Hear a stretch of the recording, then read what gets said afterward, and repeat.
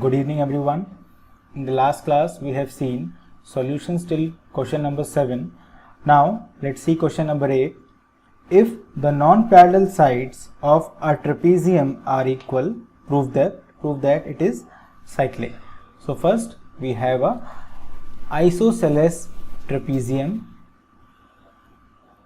This is a special trapezium in which the non-parallel sides are equal. So given to us is this is a trapezium in which AD is equal to BC. So we can write this down over here. First thing, ABCD is trapezium.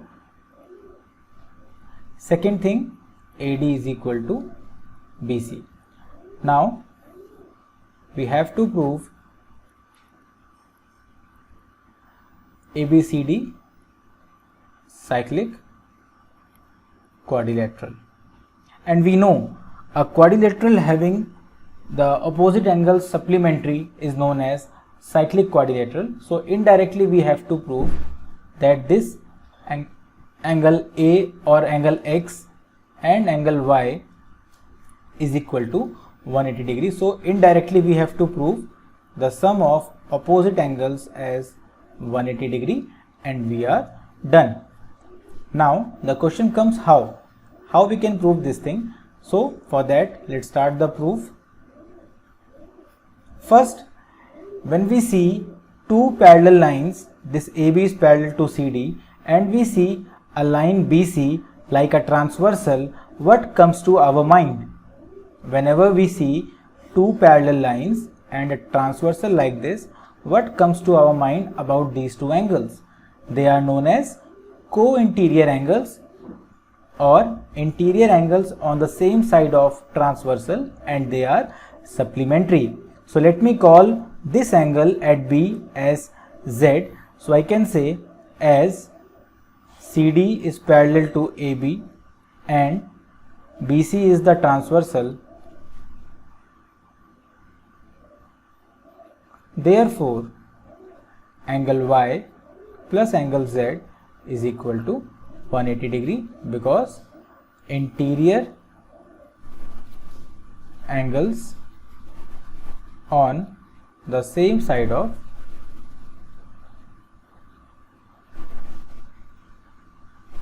transversal. Now the question is, we wanted to have x plus y equal to 180 and we got this thing. In this, if you observe, this z is extra. This z we don't require. We actually require x in the place of z. So we need to understand, is there a way by which we can replace this z by our required x? For that, let us understand. You must be thinking, I am saying it a isosceles trapezoid. So why not we say these two angles are directly equal? We can say, but better to understand the difference. The property that we have learned in the case of isosceles triangle. Suppose you have a triangle in which two sides are equal, you say opposite angles are equal. But this you say in case of triangle, not in case of quadrilateral. So here you will have to prove this x is equal to z by congruency help. So for that, let's do a construction. Ultimately we have to prove the same thing, angle x equal to angle z, but this we will prove by drawing two perpendiculars. So first perpendicular is from D point on AB, let me call it DE, and the second one, let me call it CG. So construction you can write here. Normally we write before proof only, but you can write here. So you can write draw perpendicular DE and CG on AB. After this, let me call it angle 1, let me call it angle 2. Now if somehow we prove these two triangles congruent, we can say x equal to z and our question is done. So let's think how to do that. First thing is, in triangle AED and triangle BGC, first thing is angle 1 is equal to angle 2. We all know because they both are right angle. Second thing given to us, AD is equal to BC. It was given. So then add in bracket. Third thing is this DE, the perpendicular, and this CG, the perpendicular, they also are equal. Now you will ask why? Because they are between two parallel lines, so they are equal. So DE is equal to CG. They both are like height, so they both are equal, and by this we can say right angle, hypotenuse and side. So by RHS criteria, triangle AED is congruent to triangle BGC. You can confirm the name again. We have ADBC. So AD is first and third, BC is first and third, correct. DECG second and third, second and third. It is correct. Now our concern, angle A and angle B, they are coming on the first position. So we can say angle A is equal to angle B by CPCT, or you can say angle X is equal to angle Z. Yes, because they are same thing. Now can we replace this Z with X? Yes, we can replace now. Therefore from equation 1 we can say angle X plus angle Y is equal to 180 degree. Hence ABCD is cyclic quadrilateral. Okay, so whenever you have a isosceles trapezoid, you can prove easily these two angles equal. Okay, now question number 9. In question number 9 we have a figure like this. One second. Okay, so in this question what they are saying is two circles intersect at 2 points B and C. So these B and C are the points where they are intersecting. Let me use the red pen. Now they are saying through B two line segments ABD. So you can see A, B and D, first line segment, and P, B and Q. Two line segments are intersecting at point B. Now they are saying are drawn to intersect circles at ADP. Okay, we can see. Now they are saying prove that angle ACP, that means this angle, this one, is equal to angle QCD, that is this angle. Now we have seen there are some criteria of congruency and all, but if you try you won't be able to prove by congruency because you don't have three things to make it equal. For that you need to understand some other way. Okay, let us see. We have learned angles made by an arc on the remaining part of circle is equal, or we have learned angles in the same segment are equal. If you observe, we have two arcs AP and DQ, and if you observe, this AP is forming this angle as well as this angle. Yes, you can see this AP is subtending two angles on the remaining part at point C and at point B. Similarly, this DQ is also forming two angles, first angle at this point and second at this point. Let me call it X, Y, or let me call it number wise, that will be easier for you.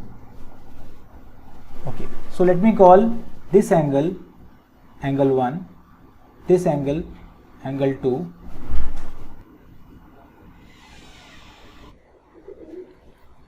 so we have to find, let me call it 3 and 4. So to find angle, to prove angle 2 is equal to angle 4. Now we can say first thing angle 1 is equal to, so this is the proof, angle 1 equal to angle 2. Why? Because you can see this AP is the arc forming these two angles, and we have studied a theorem, because angles in the same segment of a circle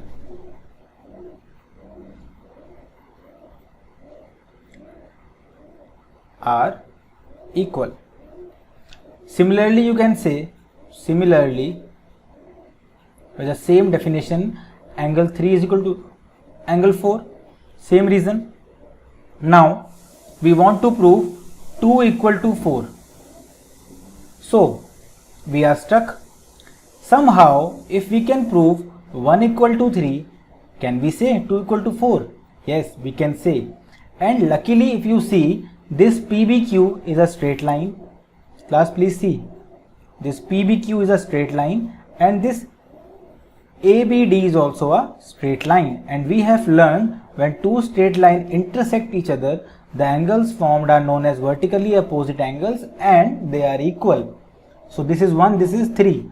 So angle 1 equal to angle 3. So you can say also angle 1 is equal to angle 3 because vertically opposite angles. Hence we can say angle 2 equal to angle 4. Hence proved. So with this, question 9 is done. Now question number 10. Question number 10 is, if circles are drawn taking two sides of a triangle as diameter, prove that the point of intersection of these circles lie on the third side. Before this, we need to understand one thing. So there is a knowledge which is required before this question. The knowledge is of collinear points. We know 3 points when lie on a line, they are known as collinear points. So these ABC, as they are lying on a single line, they are known as collinear points. But what to do if a question comes that prove they are collinear? So there are two ways to prove that ABC are collinear. First way is very simple. If somehow you can prove that the length of AB plus the length of segment BC comes equal to length of segment complete AC, in that case they are collinear, because we know if B lies somewhere above, in that case AB plus BC will be more than AC. But when B is lying on the line, in that case this two sum, this AB and this BC should come equal to AC. This was the first criteria to prove them collinear. Similarly, if you have an angle, a ray at point B, suppose you have a ray at point B like this, and you want to prove that ABC is a straight line or this point B lies on AC only, you have to prove that this angle and this angle.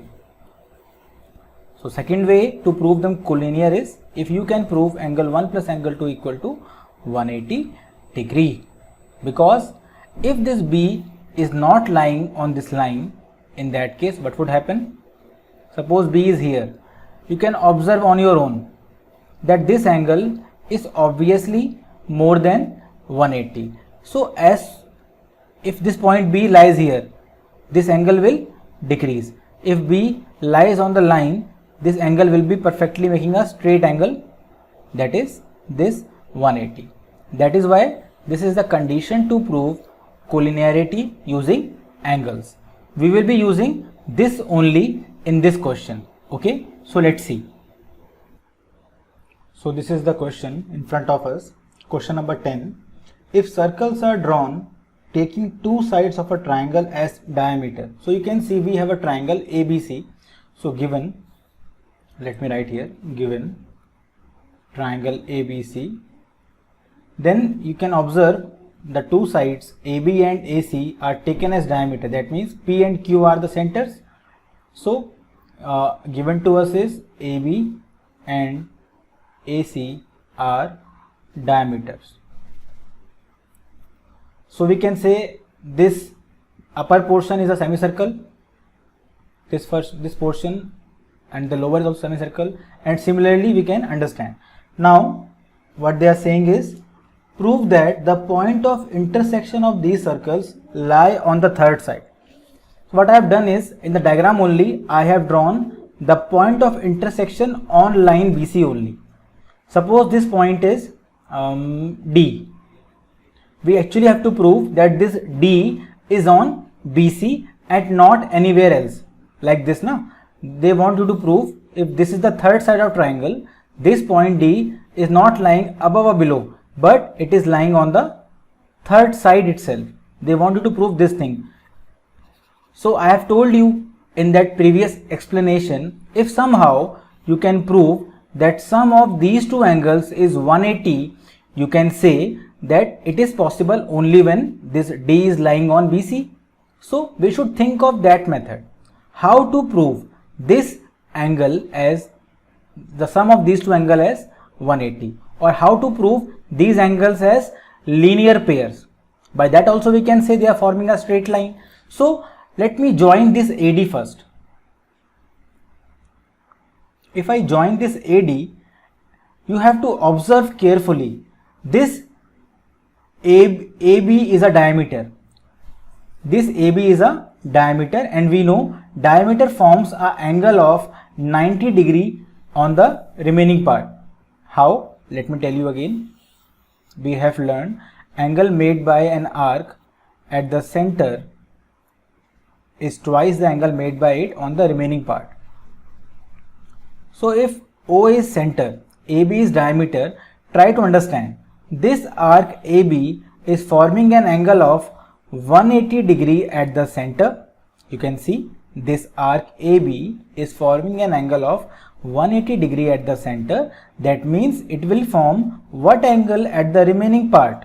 Obviously 90 degree. So you can use this thing directly, that angle in a semicircle is 90 degree. You can say like that. Okay. So I have to prove this angle 1 and this angle 2 are supplementary, or they are forming a linear pair, and which is very easy for us. How? Let's see.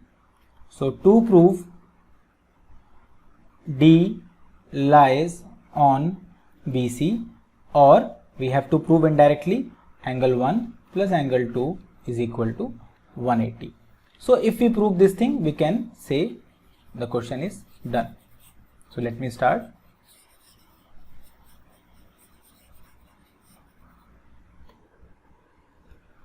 So let's start. Okay, so proof. First thing is angle 1 is equal to 90 degree. Why? Because we have studied angle in a semicircle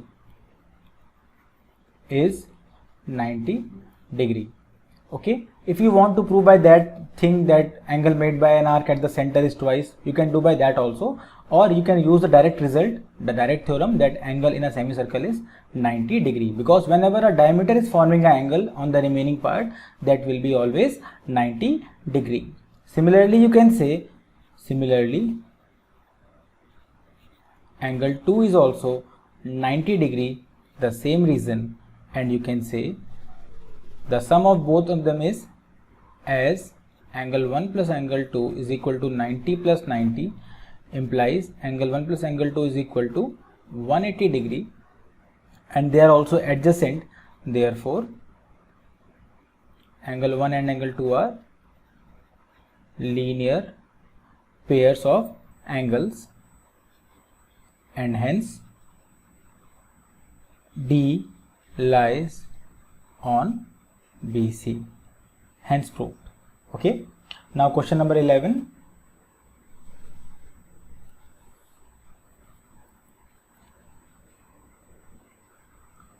ABC and ADC are two right triangles with common hypotenuse AC. So we have two right triangles with common hypotenuse AC. So let me draw the first triangle. Just draw a rectangle or something, it will be same, that will be easy to draw, na? 1 second, what happened to the shape?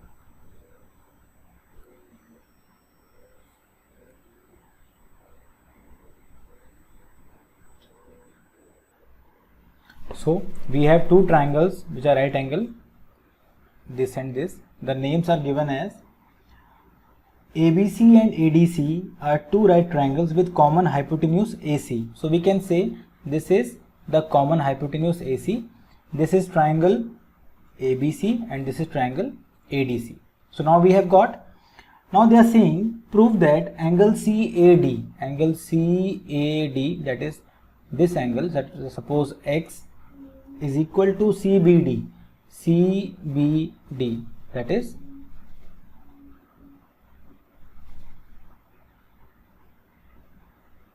this angle.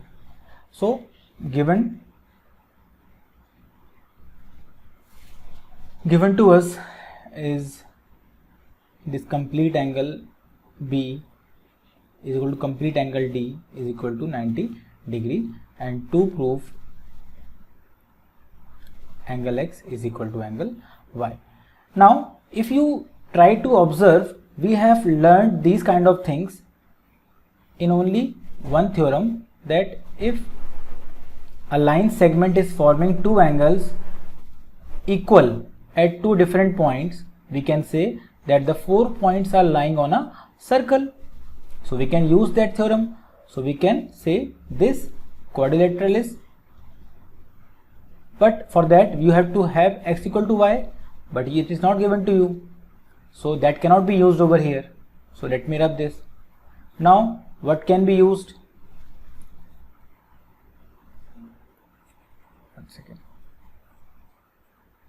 Now second thing, to prove that it is a cyclic is very easy. Given to us angle B and angle D, they both are right angle, and we know if opposite angles are supplementary, that particular quadrilateral is a cyclic quadrilateral. So we can say the proof as angle B plus angle D is equal to 180 degree, therefore we can say ABCD is a cyclic quadrilateral because sum of opposite angles is supplementary. That is the reason. Now if it is a cyclic quadrilateral, that means all the 4 points lie on a circle, and now we can utilize that theorem which I was saying in the starting. You can say angles in the same segment are equal. So now you can say angle X is equal to angle Y because angles in the same segment are equal. So you can see this arc CD is making both the angles, hence they are equal. So question was very easy, you just needed to prove ABCD a cyclic quadrilateral. Now question number 12, the last one, prove that cyclic parallelogram is a rectangle. So question number 12, we have a parallelogram which is cyclic. So first let me draw a circle. Because it is cyclic, that means all the 4 points must be lying on a circle. So after that you can take 4 points A, B, C and D. Just join them.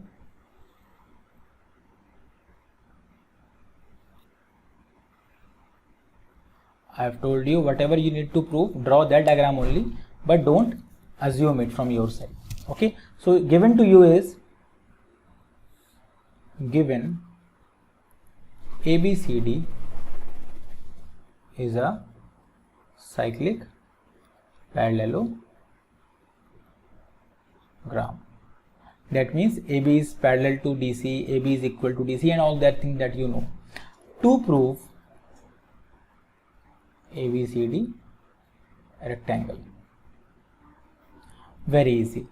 We all know to prove a parallelogram rectangle, you just need to prove any of its angle as 90 degree. For that, we just have to prove this angle D as 90 degree. Now, how shall we do it? Let's see. As ABCD is a parallelogram, can we say that this X and Y are equal? We can say angle x is equal to angle y because opposite angles of a parallelogram are equal.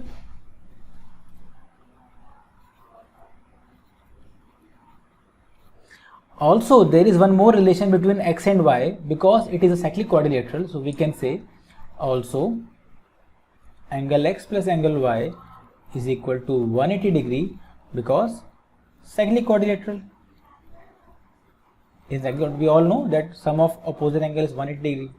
Now we can replace this y with x. So I can write therefore angle x plus angle x is equal to 180. Therefore angle x equal to 90 degree. So a parallelogram with one of its angle equal to 90 degree is a rectangle. Therefore ABCD is a rectangle. You can write the reason because parallelogram with one of its angle equal to 90 degree is a parallelogram with one of its angle equal to 90 degree is a rectangle. Okay, thank you, have a nice day.